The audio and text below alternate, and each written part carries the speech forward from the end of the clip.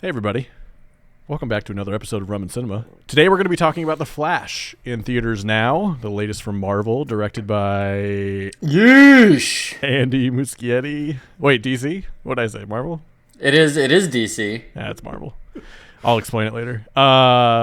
Directed by Andy Muschietti and written by Christina It's all part Hodson. of the multiverse.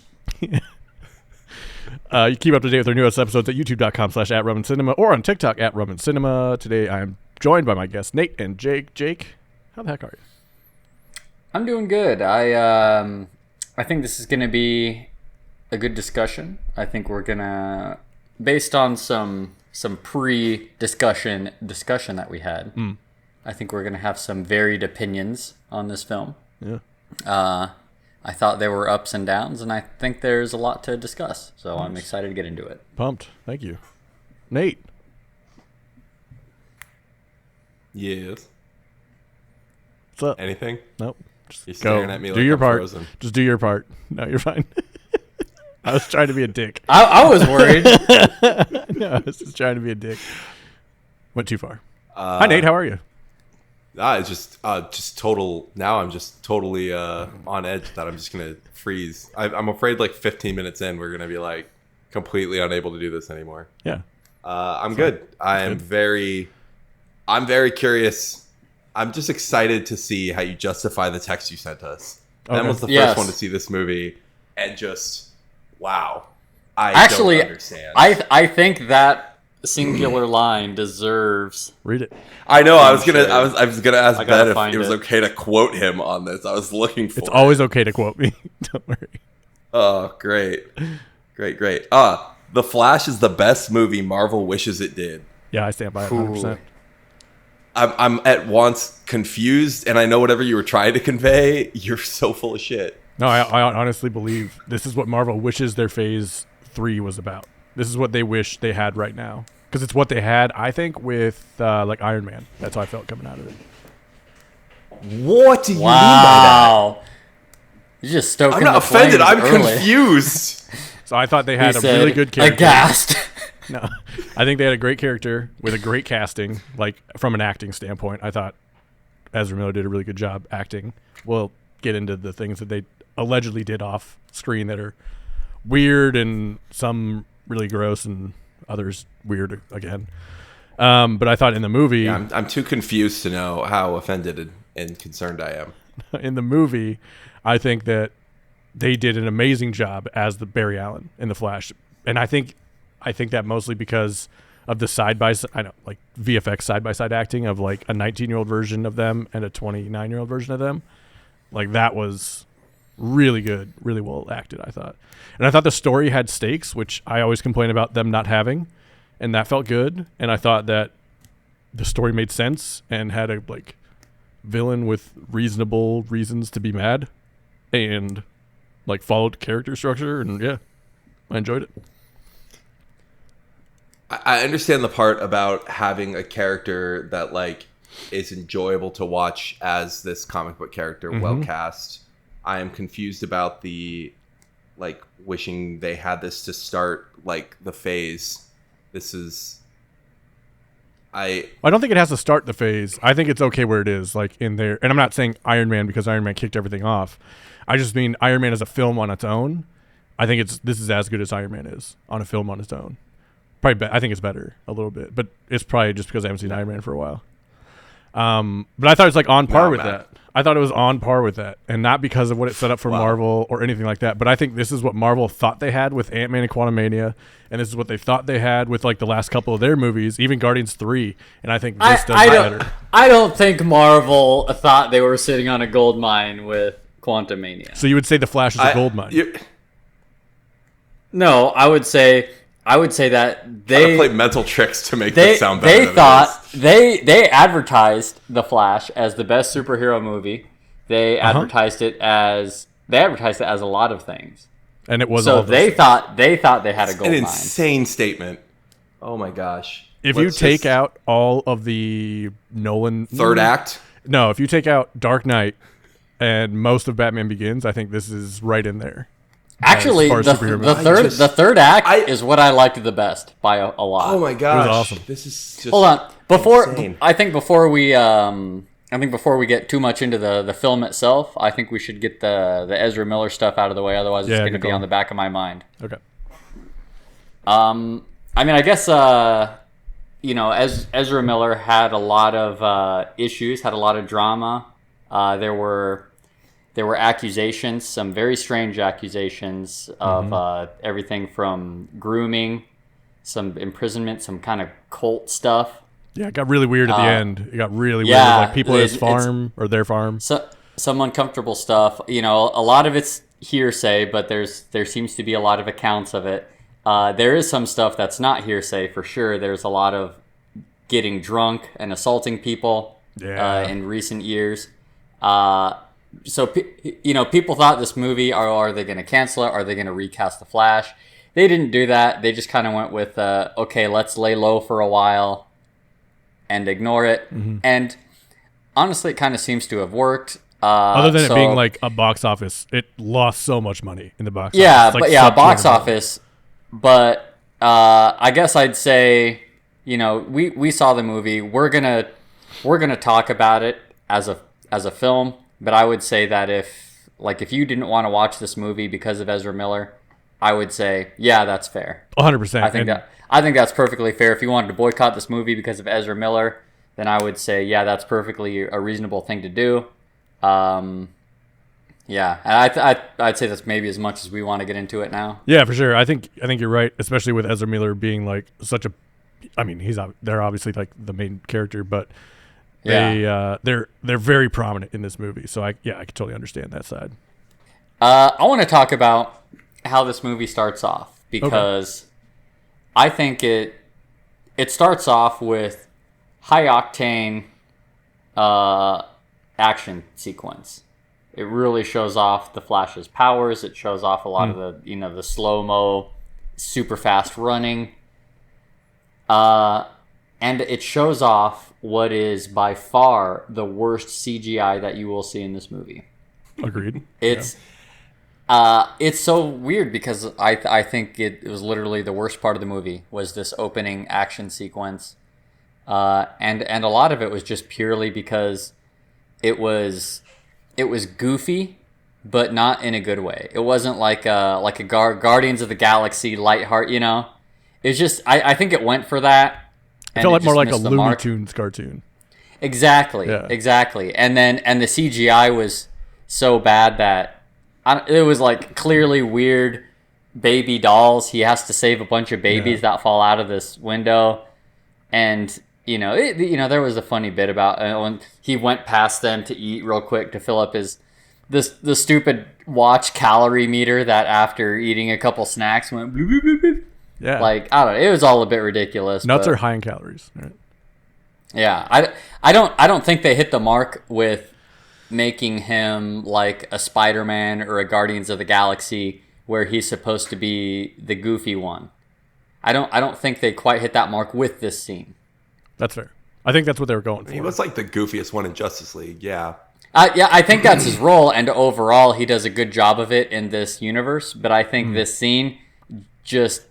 It really pulled me out of it a lot between the gags just being too much and the bad CGI, which generally doesn't bother me, but the weird plastic babies was weird. It felt like they were trying to do that Deadpool scene, that one that was like leaked early, and that's like the whole reason it got made. The one where it's like slow-mo shooting through the cars and all this stuff. It felt like they were trying to do that kind of scene, and I thought it was like. I took it as a non-serious movie going into it, so I think that's why it didn't really hit me as weird or off-putting or take me out of it. It kind of brought me further into it because I had that preconceived idea of it being more goofier. It's so interesting, like hearing everyone's different takes on the various parts of this movie, because I feel like there's like 3 or 4 very distinct feeling things, and some people hate this. I loved it, other than the god-awful CGI. Like, I love the opening scene. Like, in terms of, like, a superhero scene, like, setting up something with super speed that we haven't seen before. Like, not just doing the time in the bottle scene. Yeah. Like, showing some limitations. only slightly frustrating because then we completely forget about that and never talk about it again. The food limitation. Oh, yeah. They set that up and then completely. It's like I've heard a couple people say like this movie was written by like 7 different people, and that's kind of how that feels to me. Is like they were setting that up and then they just dropped it. Yeah. But I loved the scene itself. I loved the idea behind the scene, and then the CGI. I don't even remember being like struck by the babies at first. Looking back, it was not great, but the dog looked like Incredibles era CGI. Yeah, like it looked solid. It didn't have fur. It was I was like, why do a slow motion shot of this dog falling when you know that it is so bad? Like as it went about halfway through the screen, I was like, why are they still showing this? This is really weird to me that they didn't figure out something else to do. I agree. But yeah, I love the scene. I was like, okay, I'm ready to go on this movie after that scene. I agree the CGI is bad, but I think that the reason I think this movie is so good because that didn't take me out. Like the story was so well done, I thought that the CGI didn't even I forgot about CGI till like we saw Nicolas Cage's face. And that was like for a quick second, and that was back in. Oh my god! But like that's the only time I really had it outside of like it was kind of weird. But then I just kind of got sucked more in. I think, and that I agree with because I will say I heard a lot of critiques about this movie before I saw it, and one of the biggest, most consistent ones was people saying the CGI was awful. I saw that opening scene and I was like, oh my god, the CGI is awful, but outside of that opening scene and the part where we saw some other cameos later where it was clearly bad photoshopped faces, I think the rest of the CGI for the other 95% of the movie was no complaints. No complaints on my end. So I wonder when this movie was actually produced and like when the special effects were put in, because I feel like there's been this huge uptick in how good deepfakes have become, and I think that's become like so ingrained to us, like how good a deepfake looks, that I feel like that could negatively impact people's perception of this movie's like attempt at what looks like deepfakes with Nicolas Cage on like Superman's body and all that stuff. Not as an excuse, but more like a more of an understanding of that part of it. Like there's nothing to excuse the babies. Excuse why, it doesn't excuse why the dog and the babies look like they were animated in 2005. I think that's money for sure. Like they tried to thin this thing out, I think, at the end. Especially because this would be done last. So this was probably done closer. It could have been happening at the same time as the allegations started to pop up. So maybe they like started pulling Mooney out of it prematurely. I don't know. Yeah, we're not even sure if we're going to make this. Yeah. And then it does feel like it was like added because it does pull right out of the movie. Yeah. So yeah, maybe they just added that to. They were like, we need to lighten the tone. Yeah. So the first author or the first screenwriter wrote, let's see, Bumblebee, Transformers movie, Birds of Prey, The Flash, Batgirl, and Fast X Part 2. Heard Batgirl was really good. Yeah. Same. Everyone hears that, but no one has seen it. Yeah. Weird how that works. The other writers are, one of them's like former Freaks and Geeks actor and like other things. And then the director did It Chapter 2, Mama, a couple other shorts and stuff. But why is everyone obsessed with having horror movie directors direct superhero movies? I think because they like horror movies are usually pretty low budget and you try to get the most out of it. So like it's that kind of like scrappy mindset. They're good at stretching a dollar. Yeah. Yeah, with a superhero movie you kind of need that. Or you need like an auteur or like Zack Snyder's crazy fucking scope of things. So now we get to the crux of the story. We find out that the Flash. Oh, hold on. We did have a brief cameo by Wonder Woman. Yep, Gal Gadot. And I'm really curious if these count in her picture deal, or if they were like, you're doing a 4-picture deal and you're gonna show up in 20 other movies for 5 minutes. Yeah, I wonder. Well, like, okay, and let's don't get understand. this. Let's get this set. So this current iteration of the DC universe has 2 more films. Yep. And then it's all getting wiped. Mm-hmm. Blue Beetle and another Aquaman. Oh, right. So, and at this point, no one knows who's coming back, who's not. They could easily recast people. If they recast Wonder Woman, they're fools. I think she's been consistently and by a large margin the best of the DC heroes. Better than Jason Momoa. Jason Momoa is peak Aquaman. Okay. Gal Gadot has the benefit of she's peak Wonder Woman, and the Wonder Woman movies were good. Yeah, that's very true. Except for the third act. Fair. So yeah, that's a good point. So now we get to the crux of the movie. Flash's mom was murdered, and Flash's dad was sentenced for it. And in current times, the Flash is dealing with his dad getting sentenced, I think, at this point, or some. So it's an appeal. Yeah, he was sentenced, and this is I think they even made it sound like it was a second appeal. Yeah. So there's stakes in that world, and he goes back in time. The Flash does, to see his mom again, and then he realizes, I can go back in time. This is sick. And he talks to Bruce Wayne about it, and Bruce is like, no, don't do that. And then he does anyway, and he gets stuck. He's like, look, man, I know what I'm talking about here for some reason, and just don't even bother. Yeah. So he's like, no, don't do it. And then Barry gets stuck on the day he got his powers. And to be more precise, he gets stuck by. So he does what he goes to do.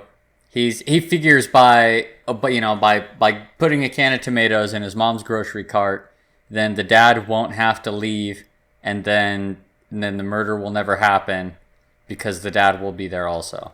Mm-hmm. And then so mission accomplished. He's on his way back to normal time, and then this weird creature shows up and barrels into him and knocks him out of the, what do they call it, the Speed Force? Yeah, Speed Force.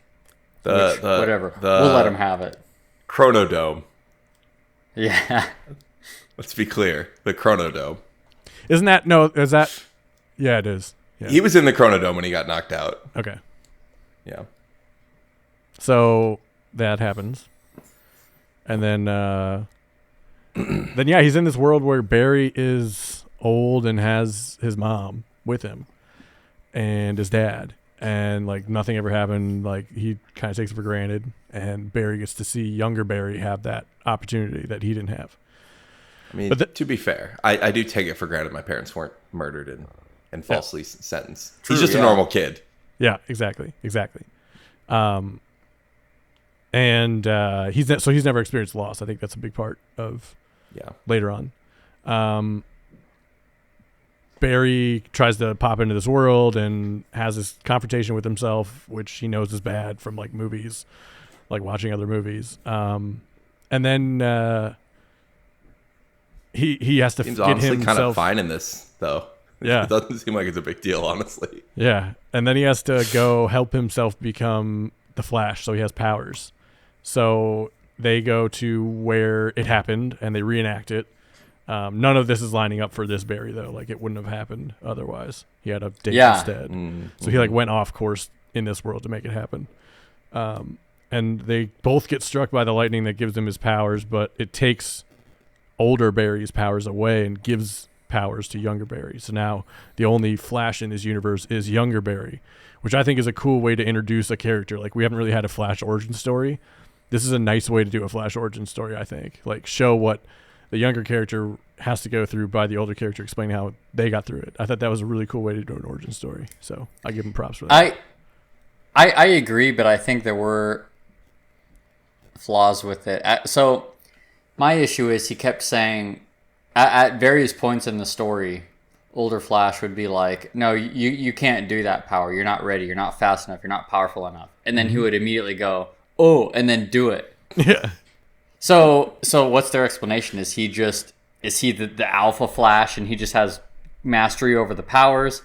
Was that just a warning saying, like he knows he could probably do it. He just doesn't think he's mentally ready. Or were the powers that were passed through first Barry to second Barry, so he had all of them off the rip. So first Barry had to earn the powers, and second Barry had them given to him. Exactly. From first one. I could buy that. I mean, I kind of took it as just him like being explained what he needs to do, whereas the first Barry did have to earn it by like thinking through how to do something. Like phasing, it's not obvious that you should be able to phase because you have super speed. Mm-hmm. He has to like figure out that if you have to vibrate really fast and then you can pass through objects.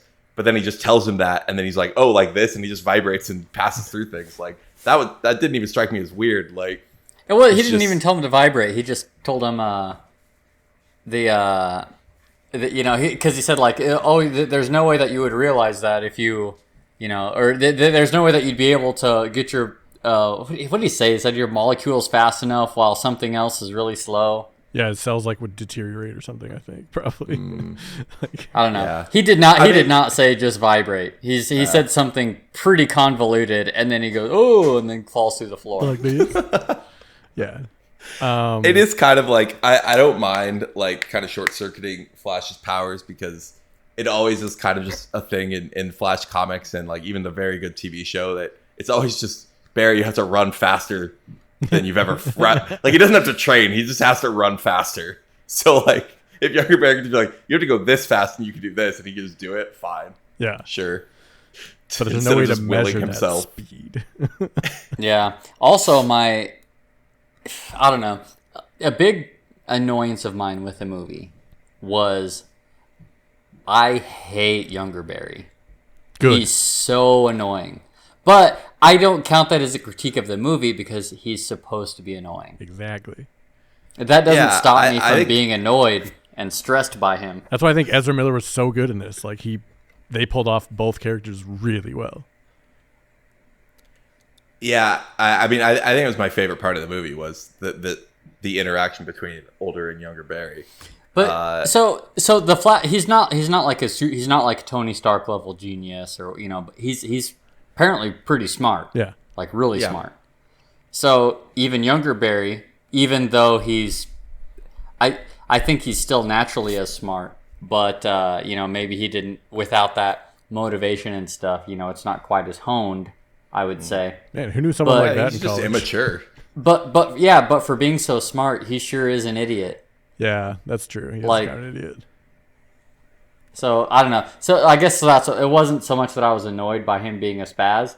It was by him being like, if he's supposed to be so smart, you think he'd learn. I don't know. You think you'd handle the powers a little bit better just by. He does seem stoned the entire time, too. Yeah. I'm sure that he wasn't stoned, and then, like, it's only a few hours of the course of this movie that he wasn't just stoned the whole time. I believe it. So, during all this, Zod is back in this world, in 2013 Barry's world. And Zod is taking over the world, and he's like, the older Barry Allen's like, we need to get to Batman's house, and the younger one's like, who the fuck is Batman? And they go to, like, no one knew, right? But no one knew who Bruce Wayne was Batman, obviously. But I thought like Batman was done being Batman at that point. Like he wasn't there, he wasn't doing it anymore. He wasn't being Batman, but like he's going through all the superheroes that they need. He's like, first he's like, we need to get Superman, and everyone's like, the fuck you. That's where they're like, what are you talking about? Right. Yeah. And he goes through everyone, and then he gets to Batman. And then they all know who Batman is. That was it. Yeah. And for the record, the Aquaman bit was hilarious. That was awesome. Yeah.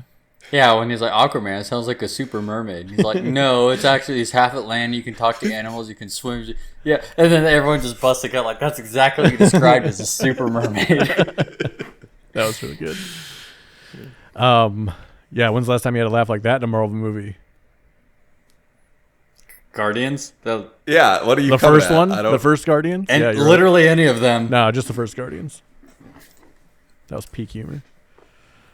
So Zod's there. Peak and humor. Both Barrys go to Bruce Wayne's house, which is like this old rotting. Making fun of Aquaman is peak humor. That's where you're gonna rest your laurels. That joke about Aquaman was peak humor. That it was a good time. That was not peak humor. Name the last time you had that good of a time laughing at a Marvel movie. I mean, actually, Guardians scene. 3. The scene. Yeah, look, the scene. I've seen Flash more recently. Okay, maybe when Batista's on the couch. That was pretty funny. See, and Nate hated that part. That was my least favorite. Probably one of my least favorite jokes in that movie. I remember. God damn Oh my god. So they go to Bruce's house, and Bruce... Which, sorry, also weird to me. I feel like they could have cleared that up with a phone call. Which part? Cleared up. They went to Bruce's house and then went in the house and searched for him. Come on, that Bruce is not answering the phone. All right, yeah, that's true. Yeah, and I bet Bruce Wayne unlisted. True. He owns the phone book company, that's why. So I don't know if that's lore or not. It was just another attempt at humor. That was a Ant-Man and the Wasp Quantumania. No, you're implying that they used a phone book. That is peak humor.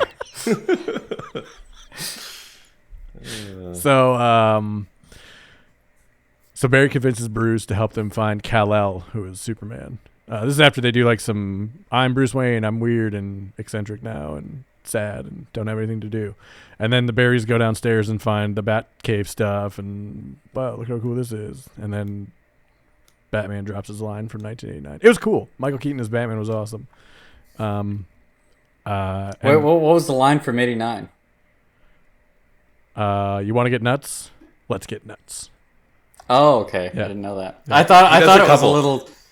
I was gonna say I did like Michael Keaton as Batman. I don't remember those movies that well. I knew every time he was quoting a movie because they framed the camera on his face and he looked straight at the camera. Member? And I was like, oh yeah, those member berries.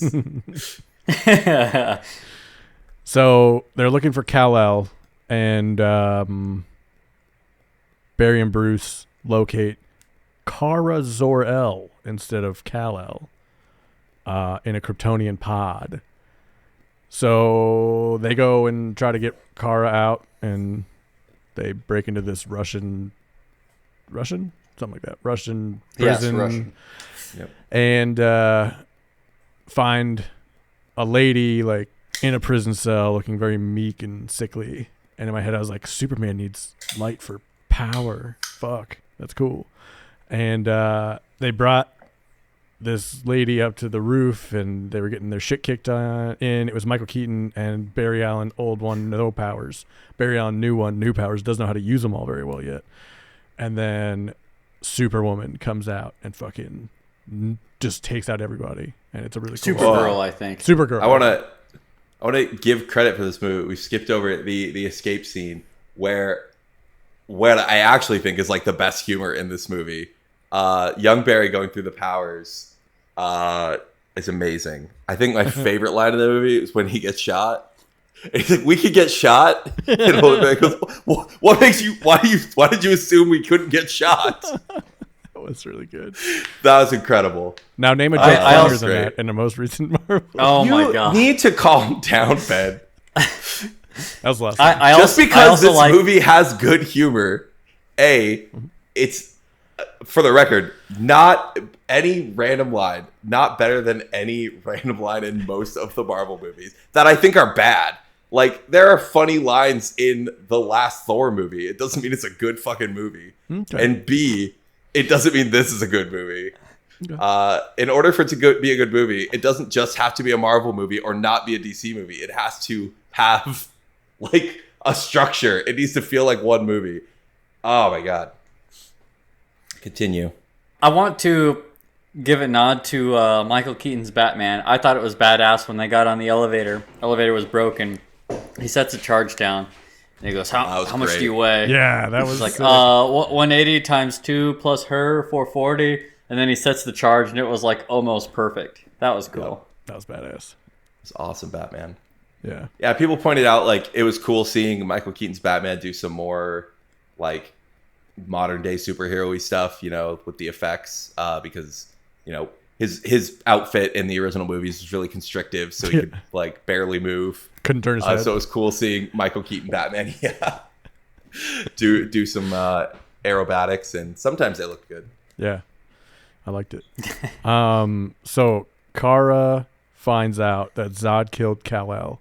Kara was sent with Kal-El to like keep them alive, I think, and then Kara finds out that's not until she confronts him. No, No, she does not find that out until she talks to right. Zod. We have the fight on the rooftop with the Russians. They escape. They go back. They're like, "We need your help to fight Zod," and she's like, "Nah," and she just leaves and goes directly to Zod. And then she has a conversation with Zod. And why did we need any of that? I skipped over that for a reason. I'm talking about the movie that you think's incredible, and you're like, let's skip that 10 minutes that fucking sucked. You don't need it. because during that you time, don't need it, but I was forced to watch it. Because during that time, they were trying to get back Olderberry's powers. Yeah.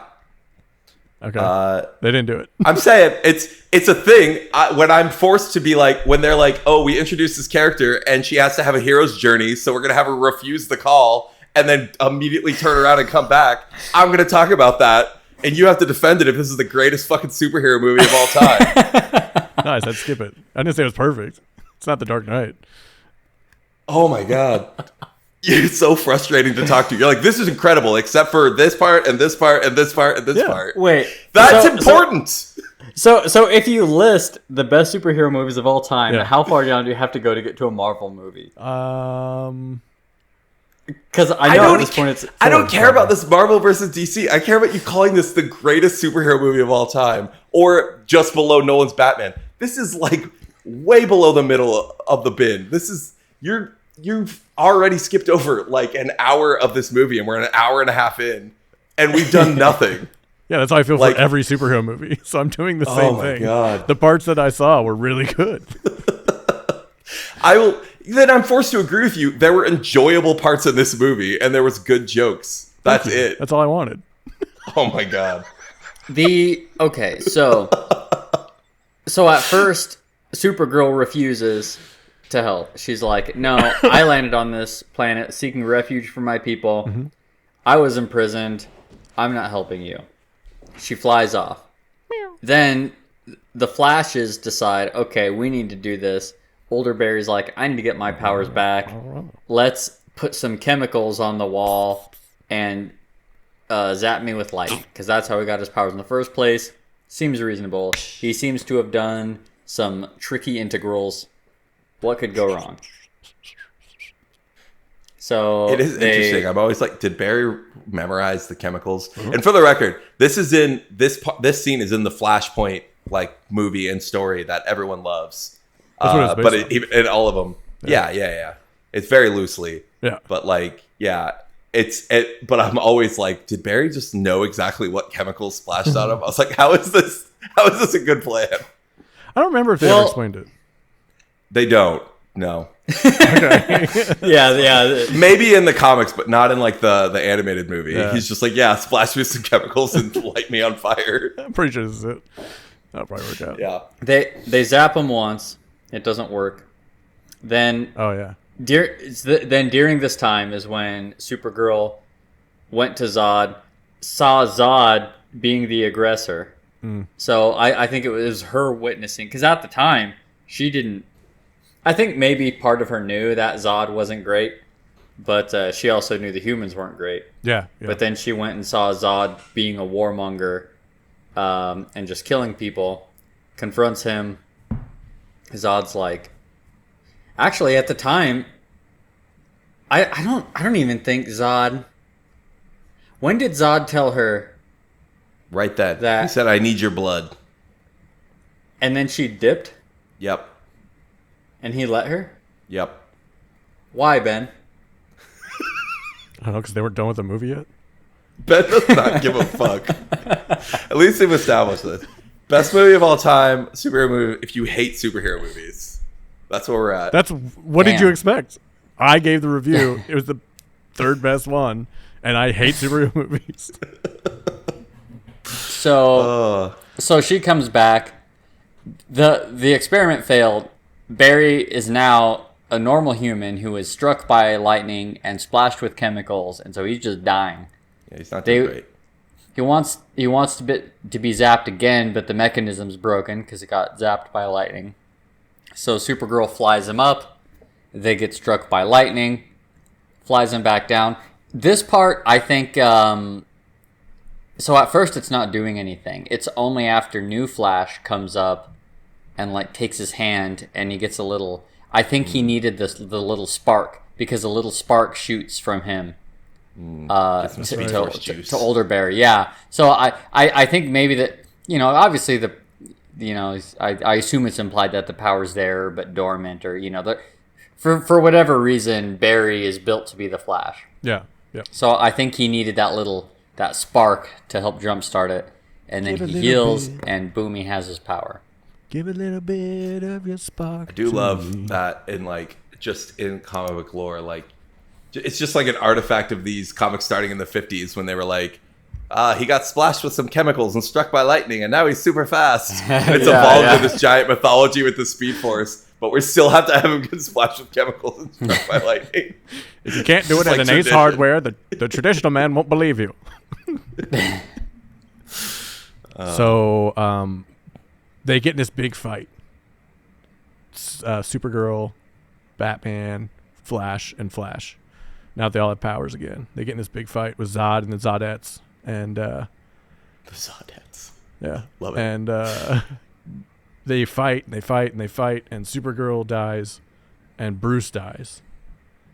And it's like, this is the weight of the film to me, is like, things can happen to characters you see right here. I don't feel that in a lot of superhero movies. So like that means a lot to me. Like Star Wars Rogue One is my favorite Star Wars movie because I know there's stakes involved, and I think it's like really well done. So New Barry is really upset by this. He hasn't experienced loss yet, like we talked about, and he really likes Supergirl, and he wants to go back in time and make it better. And New Barry knows that's a bad idea, so they go back into the, what did you call it, Nate? The Time Dome or whatever? The Timidome? Chronodome. Yeah, the Timidome. And New Flash is trying to tell Old Flash not to do it, and Old Flash does it, and the same thing happens over and over. Supergirl always dies, and Batman always dies. And it seems to be just like in the Spider-Man Across the Spider-Verse, kind of like this moment that has to happen in this multiverse space to happen. So that's the next kind of couple groupings of scenes. Yeah, it is. It's confusing. I mean, just as confusing as it is in Spider-Verse. I hope they explain it better, or just the fixed points in time. It's weird, right? Like if I'm like watching, I'm like, young Barry, like, slow down and like explain to them what's going on, and like you literally have all the time in the world. Right. Yes, obviously they're explaining it as like it's a fixed point in time, and it's frustrating. Like, you could come up with a plan. Yeah. That would make this work. Go have her get a nuke. You have time to go like do some research or something.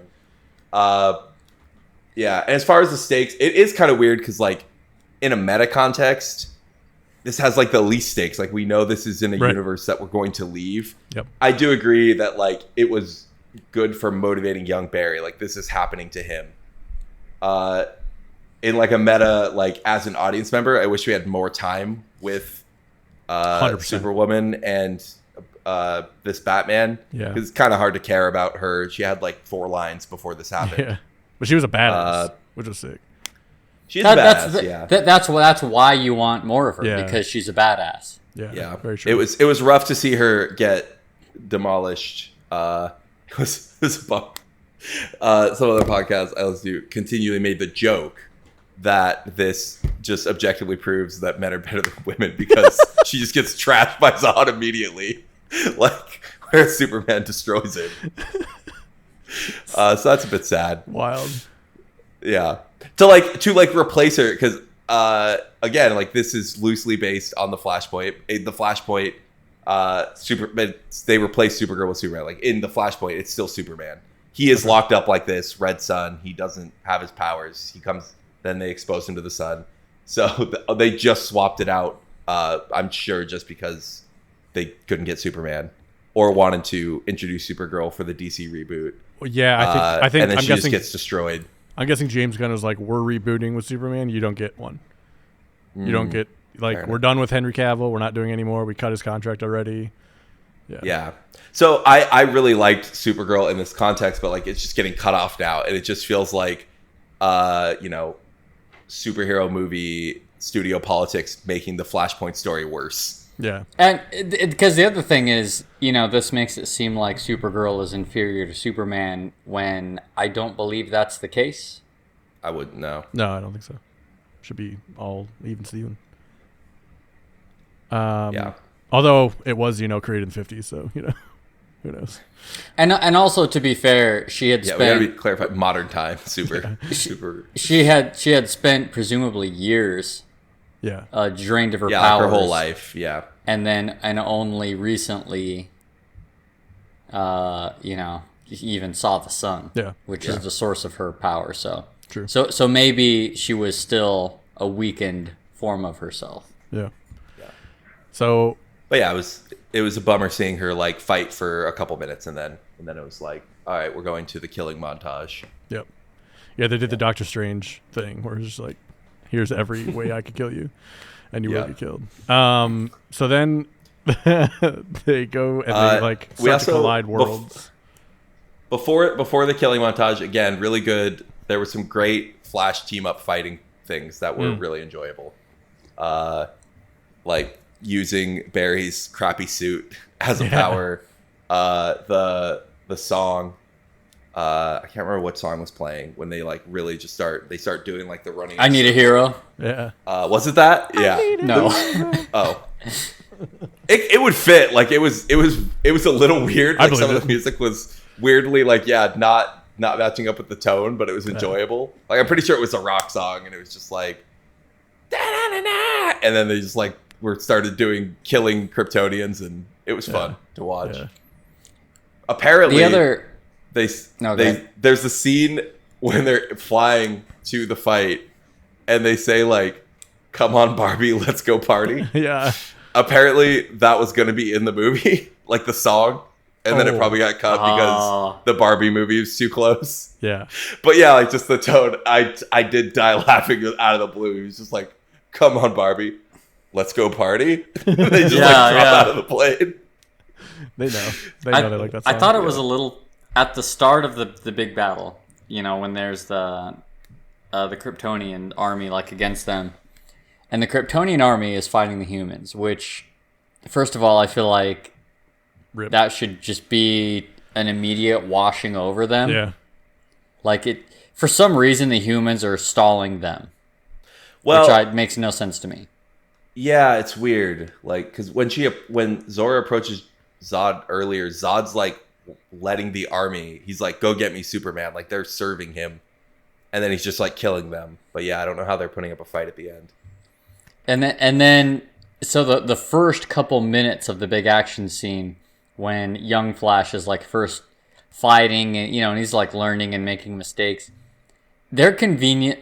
This kind of took me out of it a little bit. They're very conveniently left alone. So I don't know. That just kind of bugged me a little bit. Like this huge battle around them, and yet they have all the time in the world to be like, "Oh, and do this with your hands." Oh, and and then they get to pick off one guy at a time, and I'm like, people are dying all around you. Like, get a move on. Get it together, Flash. This is what happens when you still have to be doing character development in your big third act battle. Yeah.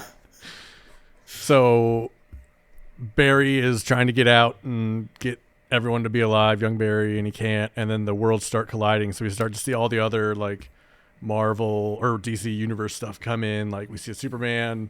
That was Tim Burton's idea to do Superman with Nicolas Cage. We see Christopher Reeves. No Henry Cavill. We do see all the other Batmans. We see... I don't think we probably see Aquaman and all that stuff. So we go through all that. No Green Lantern. Shoot. Who? So the multiverse is collapsing. And then a corrupted version of 2013 Barry shows up. And then the thing that attacks Barry earlier to knock him into this world in the first place, Old Barry, comes in, and we see that come in, and it's revealed that it's 2013 Barry. and he's been the one that started all of this and caused all of it to go wrong. So 2013 Barry takes it upon himself to die, and therefore causing Dark Barry, or whatever you want to call it, Pointy Barry, to no longer exist. Yeah, to no longer exist. And then New Barry gets to go to his world again, but on his way out, he says goodbye to his mom because he has to reset the universe. And that was a really touching scene. Took the tomato can out, put it back, but then he points the camera a little bit different on the way out. Well, we don't find out yet. He did not. We took it as What did he do? He did something. I think yeah. He moved. He moved. He swapped the cans. Yeah. Yeah, he moved where the tomato cans were. We don't know that yet, but we get that later. So Newberry goes back, goes to his dad's appeal hearing. They look at the video. It's new. It's unscrambled by Bruce. This is what starts the whole thing. Is the Flash watches the video. So when they showed that video in the courtroom, my first thought was, "Oh, Bruce Wayne doctored it and made it and just doctored the because clearly if you can do the magic enhance, then surely he just doctored it so that for a second he looks up at the camera. Bruce Wayne has that deep fake technology. Yeah. Oh yeah. Yeah, and I'm like, okay, I thought that was a good thing. And then really an easy solution that they could have worked out in the real time. Yes. Yeah, no kidding. I like this one. It's more fun. This is a more fun ending. Go ahead. It's confusing though. I hate it. It's so confusing for the implications. So it's revealed that while he was there back in time, putting the can back, he gets this idea. Oh, I'll move the cans to the top shelf. Then my dad's face will show up on the camera, thus providing the alibi. Mm-hmm. After all of this, after literally splintering the timeline, destroying an entire world, and then going back to his own time, he has not learned a thing. What was the big lesson that he was crying and sobbing and trying to tell his younger self, you can't change the time, you can't judge, and then he changes it. He's like, oh, new idea, let me do this. And he does it. He didn't learn a thing. It's like, worst case scenario, I have to kill myself again. It's fine. Yeah. Also, I did think it was weird during the big battle. So they go back in time once to try and adjust it, right?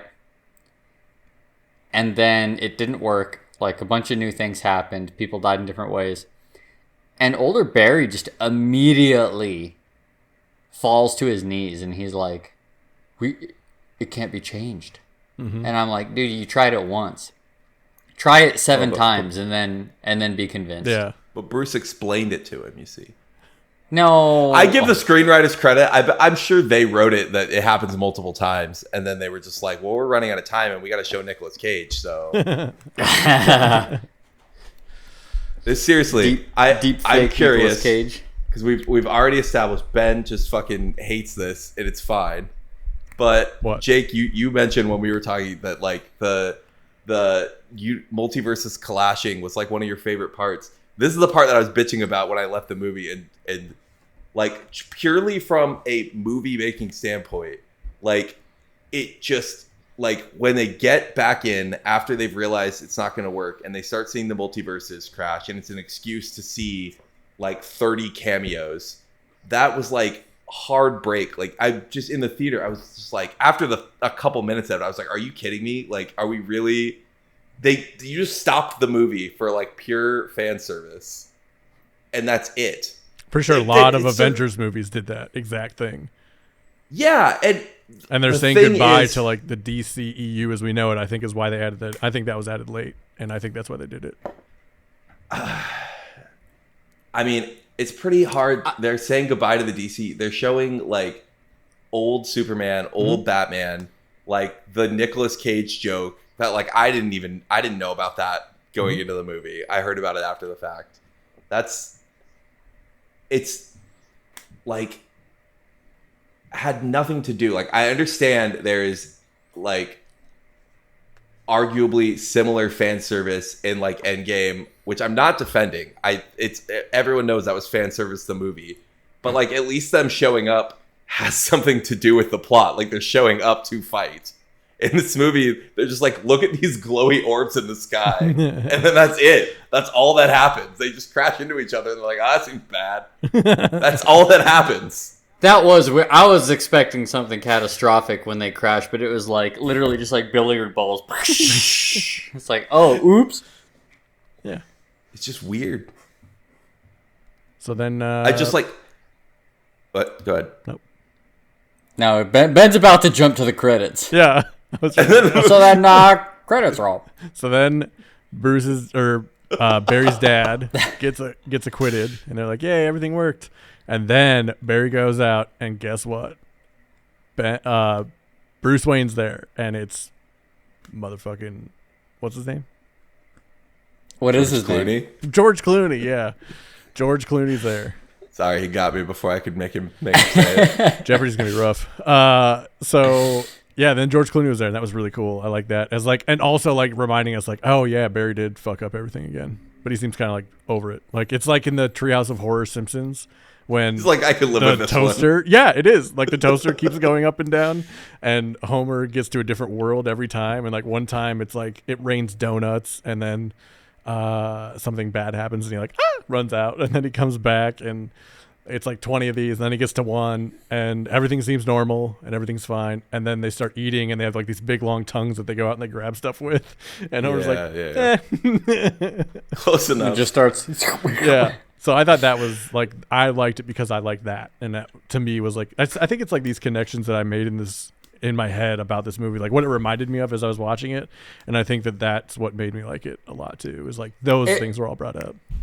It is a little bit weird and hand-wavy that, okay, so he changed the timeline enough that there was an entirely different Batman, and yet everything else was exactly the same. From what we've seen, I mean, we're there for, 45 seconds? 2 minutes? But also this Batman, like... And it's... Go ahead. This Batman had, like, no... This Batman didn't skip a beat. Yeah. Either, so... Because he knows the Flash in that world, and it's Barry Allen. Yeah. My Flash is Barry Allen. He's right here. So that was the Flash. We zoom out a little further, and there's like an ape Statue of Liberty. Yeah. And we find out. What's the ape? What's the Flash's villain called? I can't remember. There's an ape. Marbles. Flash villain. Huh? Marbles. Or Legos. I think that's the only thing that could stop the Flash.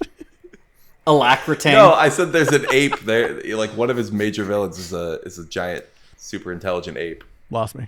Yeah, I don't know. I don't know the Flash lore. Sorry, not in my repertoire. So I would recommend this movie to people to watch. I think it's a good. Really, movie. for your favorite superhero movie of all time? Yeah, don't know the lore. I thought it was a good movie. Like we said at the top, there are reasons to not go to it, and that's fine. But I would recommend that people who like superhero movies, I think, would like this movie, and it's a good movie. What do you guys think? I think I enjoyed myself watching it. I would say, yeah, like it was fun to go see. Like I think that was our takeaway. Taylor and I were talking, like we had a good time. Like I was like just comparing it to your like text, and B, I really didn't like the like Chronodome at the end. But like for most of the movie, we were enjoying ourselves. It was a fun watch. It was a funny movie. Take it. I would agree. I would still, again, Ezra Miller concerns are their own thing. If you're still willing to see the movie in spite of that, I would recommend this movie. I think it's not the greatest superhero movie of all time, but it's a pretty good one. Or as someone pointed out, like probably another thing that hurt the box office is they're probably going to release this on Max in like a week. July 18th, it comes out on digital. That is insane. That's almost a week. Like that's really fast. And interestingly, I had a hard time. So I missed my planned time to see this movie, and we delayed the podcast a bit. I had a hard time finding it a week later in theaters.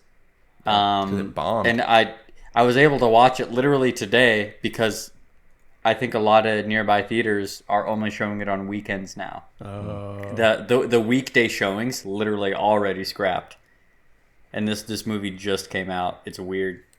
It's crazy. And I think it's even like it's not because of the movie itself. I think obviously, like Ezra, but also like a lot of people mention like the DCEU kind of ending or resetting like really lowers the stakes. So for people who like feel like they have to catch everything, it doesn't matter. And yeah, it's getting released in another week. So if you are not jazzed on going to a theater, you have to wait like 4 weeks to see this at home.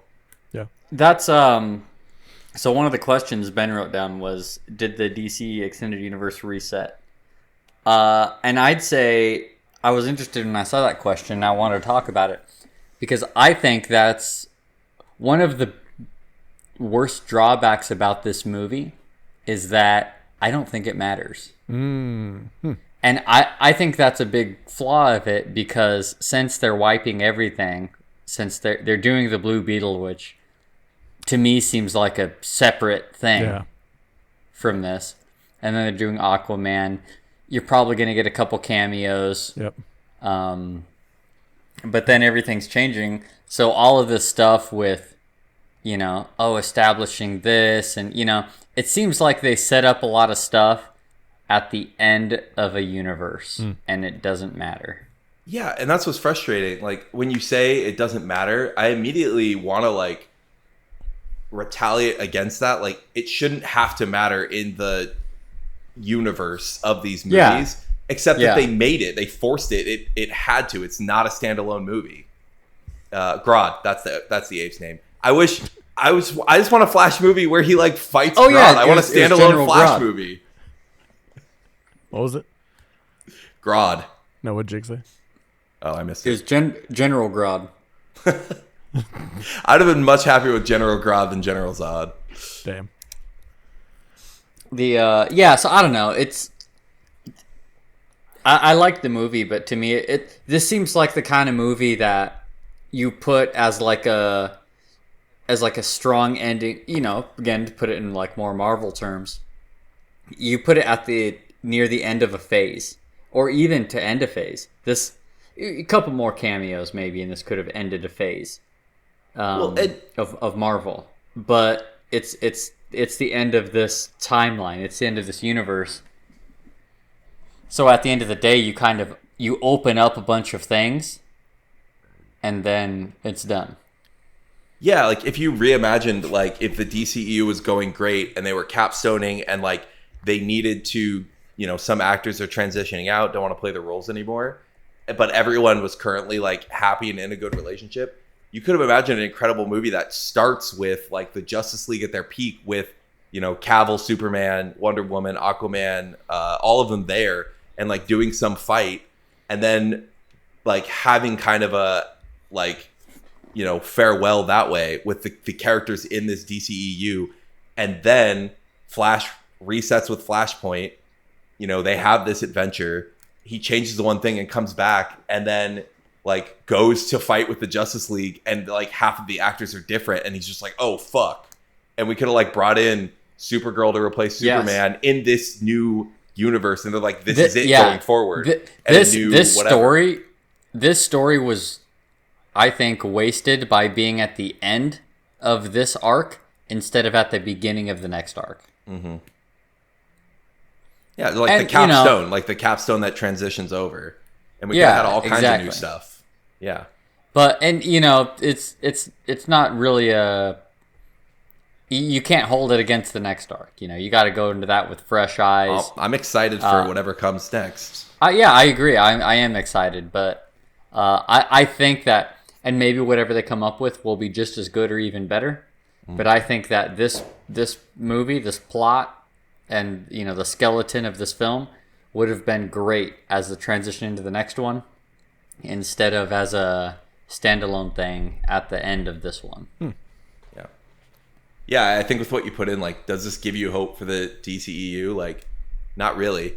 But like the news I've been hearing about what's coming next, like the Superman casting, like I hope so. I fucking love the DC comics. Like there's so much to do. I just want them to do it right on the big screen. Like if they're gonna do this connected universe, just like do it. Yeah. And did the DCEU reset? Like, I don't think it did in this, but like it's about to. Yeah. For sure. What would you drink with this movie? Kool-Aid. Works twice. Nice. Nate, do you have one? Oh man. No. I was gonna say a protein Something shake. about an energy drink. Yeah, protein shake. Red Bull. Yeah, Red Bull's good. Red Bull vodka. One of those bulletproof coffees. Red Bull vodka. That's a good one. I also had a something I forgot to mention when he is first training young Barry, and he gives him his suit in the ring, and when he takes it and he puts it on, and he goes, you know, that's what's on the One Ring. So he's saying one ring to rule them all. That's fucking but sick. like in the Black Speech of Mordor. Oh my god. That's great. So he won me over when he said that. Hell yeah. Got another one. Yeah. So that was The Flash. Hope y'all enjoyed it. I know I did. Let's go to our game. Today we're playing a game. Okay. Easy. All right. So Nailed it. Nate has 500, and this one's gone from the Daily Double. Good. Where would you like to go next, Nate? Sequels and prequels for 500. Sequels, prequels, and collections, 500. The number of movies for Spider-Man or the atomic number of sulfur? Buzz. Fuck, Jake. you lose money on this if you get it wrong, Yep. don't you? You sure do. Jake, what's your answer? 13. Incorrect. Buzz. Nate? 14. Also incorrect. Correct answer is 16. I didn't even try. I just thought I knew the atomic number for sulfur. Yeah. know. Yeah, I was that like, there's you idiot, no way it's I'm two away counting from- Spider-Man movies. Nate, you were the last one to answer correctly, so you'll get to go again. You have 0. Jake has TV negative for 500. 400. TV, 400. Yeah, I'll keep my 500 This lead. FX comedy is the longest-running live-action sitcom in television history. That's quite the brotherly love. Babe. Buzz. I heard Nate first. Fuck you. Nate hasn't What? even watched this. Yes, I Right. have. What is It's Always Sunny in Philadelphia? That's correct. I think it's Oh, another- I would have missed that. How much was that one? Damn, I should have let you go first. I know. How much was that Keep one? that negative lead going. What'd you think it was? 500? It was Was it not. 400? It was 400. Okay, Was okay. it? What'd you think it was, Jake? I thought it was Supernatural. Oh, nope. Brotherly love, super long running. No. Uh, It's literally that's, the I was like, longest- where do you get brotherly love? I was really confused. Philadelphia. TV. Oh no, I was confused about Jake. I know. got you. I got your I know. clue. Yeah, you're 500. 500 TV. From graphic novel to graphic TV show, this anti-hero story is looking to start its 4th season on Amazon Prime. Buzz. Jake? What is... Fuck, what's it called? My goal is for Jake to be below Need 0. an answer? I'm going to be so mad if I can't come up with an answer. I'm going to buzz you in What 3, is... 1. Bip, bip, bip. Nate? Oof. Hate to see it happen. What is The Boys? That is correct. Jake's now at negative This is 1,000. And Nate has... I'm 900. so mad I couldn't come up with that. Let's do Nate- DCEU for 400. DCEU 400. Daily Nice. double. You can bid up to 900, Nate. What would you like to bid? 500. 500. Coward. Doomsday's DNA is made from the following 2 people. In the DCEU. Okay. Superman and Lex Luthor. Who are Superman and Lex Luthor? Who are Zod and Lex Luthor? Oh, you're right. Zod. Damn it. I know. That one you got wrong. So you're down to 400 and negative 1,000. You're still in control. Where would you like to go next? DCEU 500. All right. David Milton Hyde or David Kane is the alter ego of this watery villain.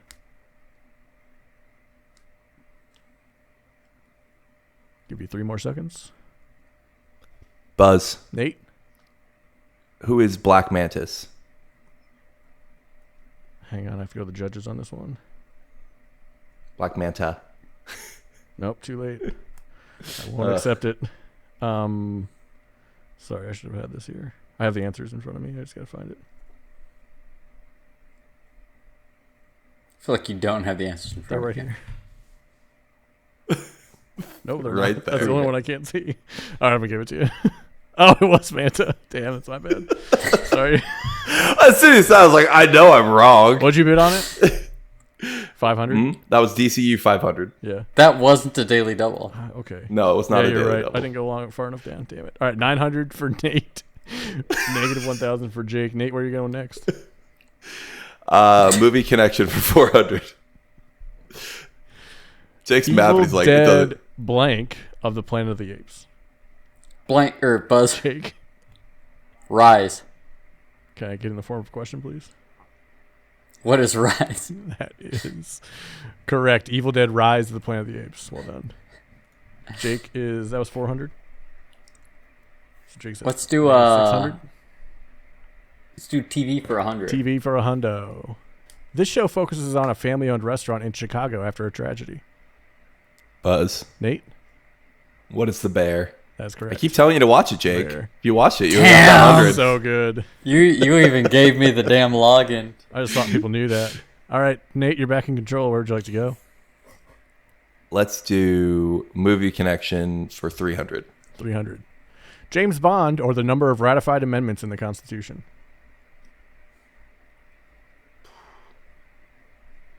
Don't know either of those. Give you 3 more seconds. It's a little embarrassing. The answer. I have a. Okay. Is it 26? It's 27. Oh, okay. That would have I would hurt. have done 26. Yeah. Nate, you're up again. You have 1,000. Jake has negative 600. Or we could just not let women vote. I do want Nate. to note right now, so we can go back and watch the YouTube tape, that I'm pretty sure I said movie connection for 300, but that fits in with how this game is going. Whoops. You did say movie I said connection. collection. That's Let's my do bad. movie connection for 300. Okay. Hell or high blank for elephants. Buzz. Jake. Buzz. Jake got it. He said Water. blank. What is water? No, go back to the first time we did Jeopardy, and Ben says make any Yeah, noise dude. to buzz That's in. true. He did. All right. Jake has negative 300. Nate has 1,000. Jake's in control of the board. Where are you going? Let's do movie connection for 500. I think is still open. Shazam! Fury of the Blank and Monsters. Buzz. Nate. What is gods? What is gods? That is correct. Nice job. Nate has 1,500. Jake has negative 300. Nate, where are we Movie going? connection 200. Movie connection 200. Asteroid blank of God. Buzz. Oh, buzz. Nate. Fuck. What is city? That is correct. Asteroid City of God. 1,700 for Nate. That was 200, yeah. Yep. Yeah. Okay, next up. 100. Movie connection. Yep. Okay. Fast and blank 7. I'm scared. Yeah. Uh-huh. Buzz. Nate. What are the Furious? No. All right. Jake, do you want in? I figured. No, I have no idea. Furious. Yeah, it's just Furious. What? Yeah. Oh. Remember, the 5th one okay, I is thought Fast you- and Furious, and then the I 7th one hate- is just Furious I 7. fucking. That's why I was scared. I hate these stupid movies. Oh. All right, Nate has 1,600 Sequels and now. prequels for 200. Rocky, or the number of continents on Earth plus the first prime number. Buzz. Nate or Jake, sorry. Well, 9. What is 9? That is correct. 9. I had to double and triple check that 2 was actually the first prime number because I know YouTube would blow your fucking lid if I got that wrong. So I made sure. Yeah. We would have just quit. Minus 100 for Jake. 1,600 What? for Nate. Oh, total. Yeah, total. Okay. Total. Yeah, I'm just taking points away now. Where do you want to go next, Jake? Start from the top on sequels, prequels, and collections, whatever's left. I think we just did this one, right? So I think this one. I Nope, think we just only did that 100. one. Karate Kid, or one more than the number of oceans on Earth. Buzz. Jake, What is 5? correct.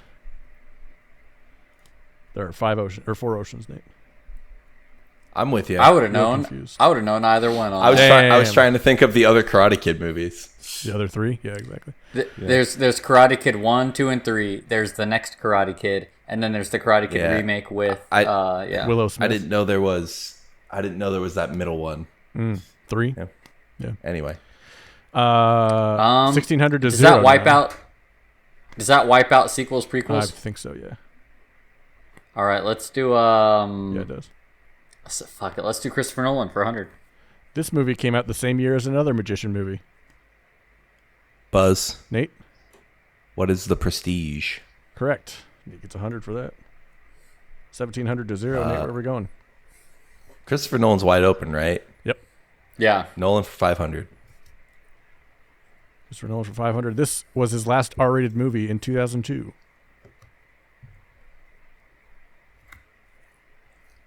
Three more seconds. Boop, boop, boop. That is going to be... Can I guess? Insomnia. Memento was also R-rated, but that was in 2000, I believe. Nate's still in 400. control. Yep. 400. Christopher Nolan. This was the first true World War II story he told in 2017. What was that called? Give you 3 seconds. That's me trying to think of The Boys. And that's time. Beep, beep. Dunkirk. We went over this last time in a previous podcast. I couldn't remember the name of this movie. Yeah. Still can't. Ugh. It's hilarious. All right, Nate, where are we going next? 300. This movie is a palindrome, which is fitting. Buzz. Nate? What is Tenet? Correct. Tenet. Mm. Nate is up to I feel like 2,000. Nate said Tenant. I thought so, but I think he said Tenet. That's just how I speak. Yeah. 200. 200, Christopher Nolan. This is the first time Matt Damon was lost in space.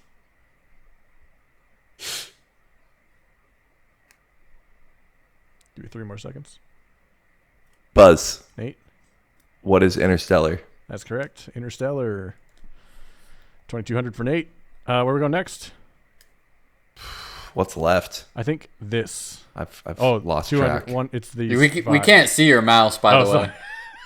DCEU 1, 2, 3, and TV 200, 300. Let's do TV for 3. TV for 3. The last daily Are double. there 3 daily doubles? I'm doing that. That's how many there are in the whole game of Jeopardy. So I just do them all in one round. I know, it was a surprise last time, too. Yeah, Nate, you have 2,200. How much do you want to wager? I didn't notice last time. How much does Jake have? 0. 0. 0? Let's make it a true daily double. True daily double. Football is Life can be heard many times on this Apple TV Plus show. What is Ted Lasso? That is correct. Ted Lasso. Nice job. Fuck you, Jake. You now have 4,400. I just wanted to make sure that 500 I clearly didn't get wouldn't make a difference. TV for 200. Don't worry. Wait till I tell you the final Jeopardy rules, Nate.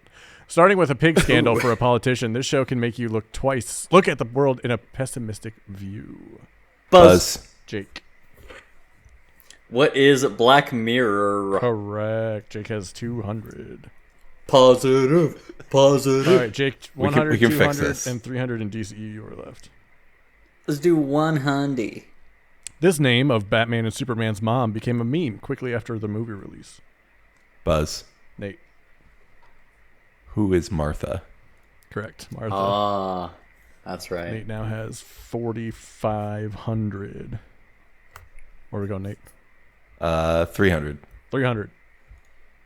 This profession is what Aquaman's father had. Buzz. Nate. What is a fisherman? Incorrect. Yeah. It was mentioned in The Flash. And Yeah, I obviously the think I Aquaman know what it movie. is. Nate, Jake, any guess? I have 2 guesses, but I'm not willing to bet All right, on let's them. unofficially hear them. Come on, bring it to 0. No, that's why. If it was 200, I'd do it. Unofficially. Unofficially, I want to say Lighthouse Keeper. Yep, correct. Okay. Housekeeper. All right, Nate, you're still in control. No, There's only one question left. 200 Last one. left. The S on Superman's chest stands for this in Kryptonian. Buzz. Jake. Yeah, I'm doing the pre-buzz, Nate. What is hope? Correct. Hope. So that gives Jake 300. Nate has This is 4,500. fun. In while we were watching The Wait, Flash, no, Taylor I the- had 300. You had 200. So that gives me 500. I heard you had 200. Yeah, you had 200, and that was for. 200. I haven't That been was keeping track of your score, 400. but 400 to that's what Ben 4,500. had just said. It doesn't matter. The Final Jeopardy rules will make it not matter. Don't worry.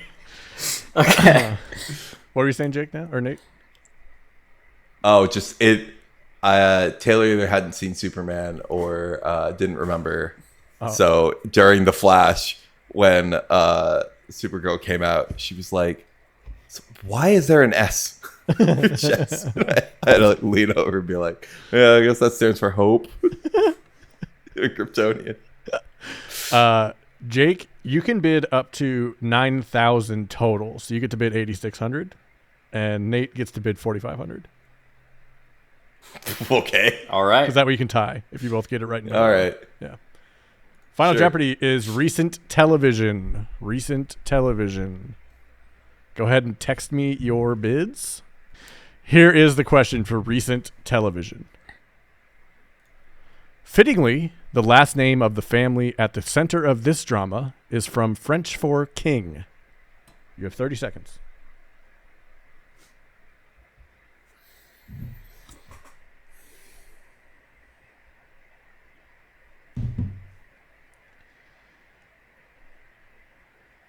Go ahead and text me your answers.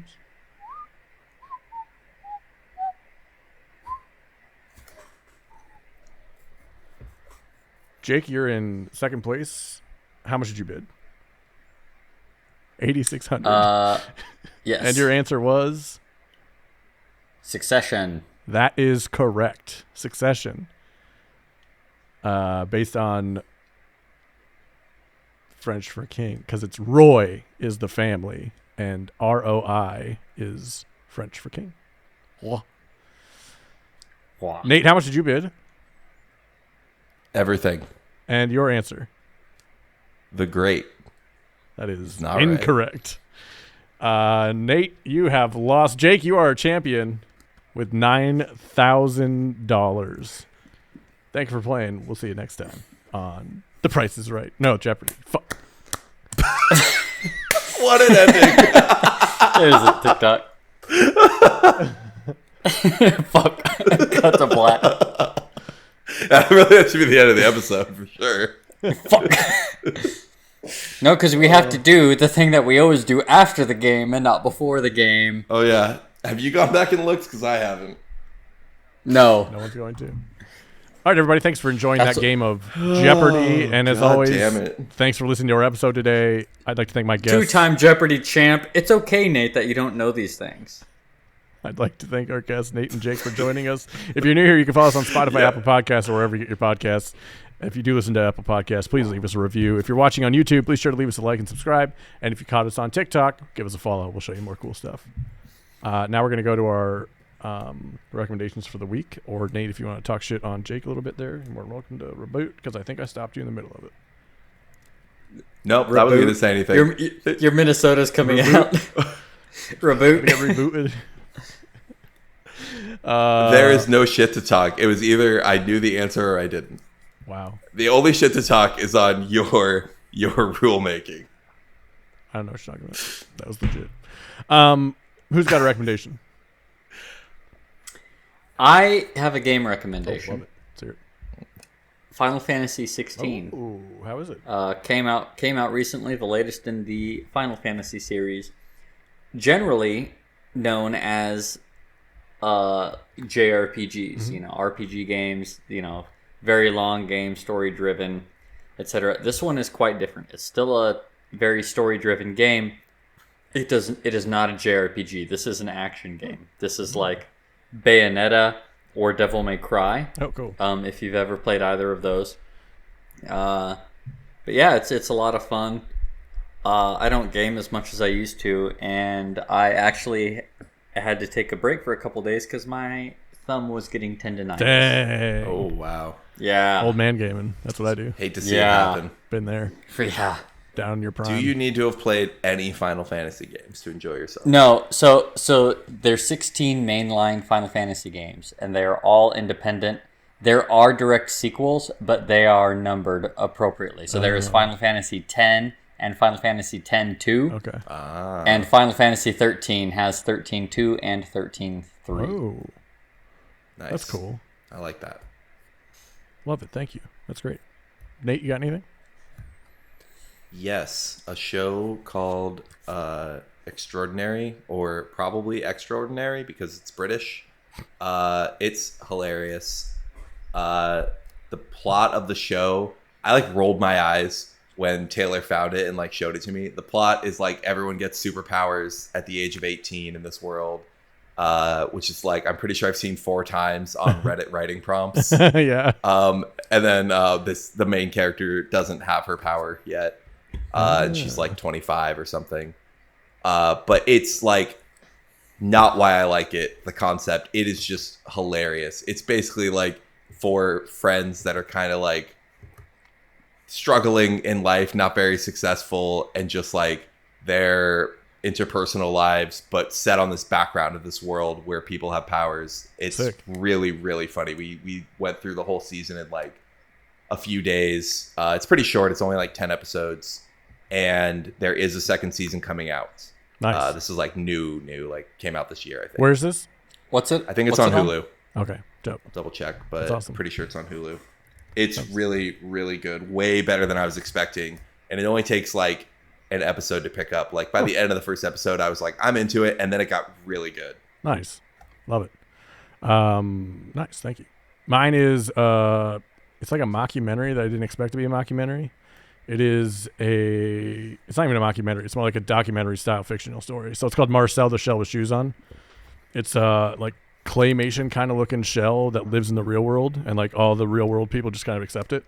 And it's about this young shell's life, and it's the cutest goddamn thing I've ever watched. I was like emotionally involved and felt so good watching it. It was so well done, and like feel goods. It was, and like sads, and like it was really, really well done. I feel like Ben's describing Gudetama. I don't know what that is. What is that? Remember that Gudetama on Netflix that you showed me, Nate? It was so weird. That was, but not in a good way. Not what Ben was saying. This is really good. Yeah. It's on Showtime. I watched it through Hulu on Showtime, and it was awesome. Definitely worth your time. Nice. Cool. Well, thanks everybody for listening. Oh, go ahead, Nate. What you got? Oh no, I was gonna say, I'm pretty sure that's Kristen Shaw, right? No, it's Jenny Slate. Jenny Slate. Yeah. I saw her on an interview talking about it. Yeah. Jenny. Yeah. That's like started like a YouTube video, didn't it? Yep, it did. Yeah, it's YouTube videos. Yeah, it's really good. So go check those out. We hope you enjoyed this episode. Enjoy your rum. Enjoy your cinema. We'll see you next time.